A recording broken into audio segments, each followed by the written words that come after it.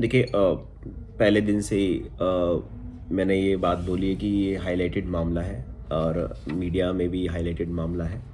The great खली एक सम्मानित हमारे देश को रिप्रेजेंट करने वाले रेसलर हैं और हम सब उनका सम्मान करते हैं।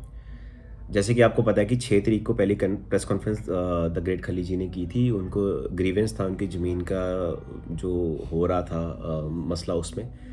तो आपको मैंने पहले भी बताया था, काफ़ी नोटिस दिए कि तो 29 और 30 दिसंबर को हमें खली जी और उनकी टीम के द्वारा और जो बाकी साथ में जो पीड़ित महिलाएं हैं उनके डॉक्यूमेंट्स हमें यहाँ पे आए। उसके बीच में हमने मदद भी करी लोगों की डॉक्यूमेंटेशन के लिए। कुछ इस तरह की बात भी आ रही थी कि उनको डॉक्यूमेंट्स नहीं मिल रहे हैं। और 30 तारीख के बाद 20 तारीख को हमने उपायुक्त महोदय को जो प्रीलिमिनरी इंक्वायरी है इसकी सबमिट कर दी है।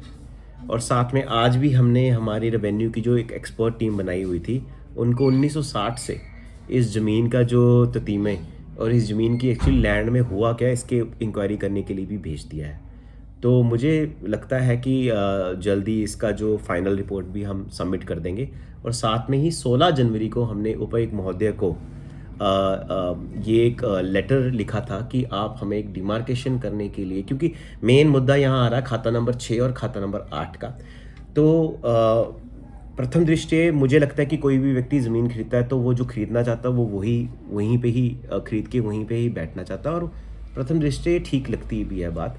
तो इसको क्लियर करने के लिए हमने उपायुक्त महोदय से 16 तारीख को एक टीम मांगी थी, जिसमें कि हम चाह रहे थे कि इस सब डिवीज़न के हमारे रेवेन्यू के ऑफिशियल्स को इन्वॉल्व ना रहे, क्योंकि वो पहले ही इसके बारे में डिस्ट्रस्ट जो है जग जाहिर कर चुके हैं। तो कोई डिस्ट्रिक्ट से टीम आ जाए, चाहे स्टेट से कोई टीम आ जाए।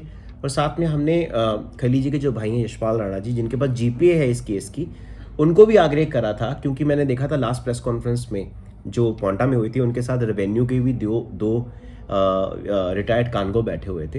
तो ये होता है कभी कभी कि हम आपको भी आग्रह करते हैं कि आप भी अपने 2 इंडिपेंडेंट एक्सपर्ट दे दीजिए ताकि डबल चेक हो जाए, ताकि आपको लगे कि जो चीज़ फेयर है, फेयर दिख रही है। और साथ में मैं मीडिया के भी आग्रह करूंगा कि जिस दिन ये डिमार्केशन फाइनल होती है मैं आप लोगों को भी इन्विटेशन दूंगा, ताकि आपके कैमरों के सामने भी बात क्लियर हो जाए कि ये एक्चुअली मुद्दा असली में है क्या नहीं। क्योंकि मुझे लगता है कि यहाँ पे किसी के साथ भी गलत नहीं होना चाहिए, ना ही खली जी और वो महिलाएं वो क्लेम कर रही हैं कि वो काफ़ी देर से वहाँ बैठी हैं और हो सकता है वो वहीं ही हो।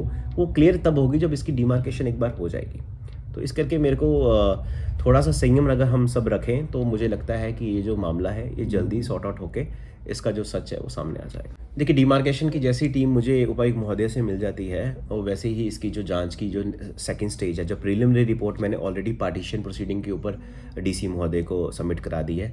जो डिमार्केशन की जैसे ही मेरे को टीम मिलती है, जैसे ही आती है, तो मुझे लगता है उसके 10-15 दिन के बाद एक फाइनलिटी एक रिपोर्ट जो है हमारी तरफ से जो है वो उपायुक्त महोदय को चली जाएगी।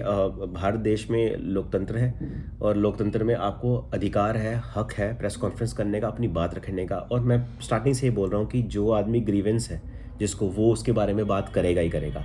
और माननीय मुख्यमंत्री जी से कोई भी व्यक्ति हमारे स्टेट का या हमारे देश का मिल सकता है, उन्होंने उनको समय दिया, उनसे बात करी। बट जो कागज़ बोलेंगे, जो बात निष्पक्ष होगी, क्योंकि मैंने पहले दिन से बोला हूँ कि मैं आपको इनवाइट करता हूँ सभी को, आप day by day, step by step transparency से देख सकते हैं कि इंक्वायरी किस स्टेज पे पहुंची और कहाँ पे पहुंची है। हमारी तरफ से ये पारदर्शिता पूरी अपनाई जा रही है और यही हमने विश्वास कंप्लेनेंट पार्टी को भी दी थी और उनको हर स्टेप में ये बताया था।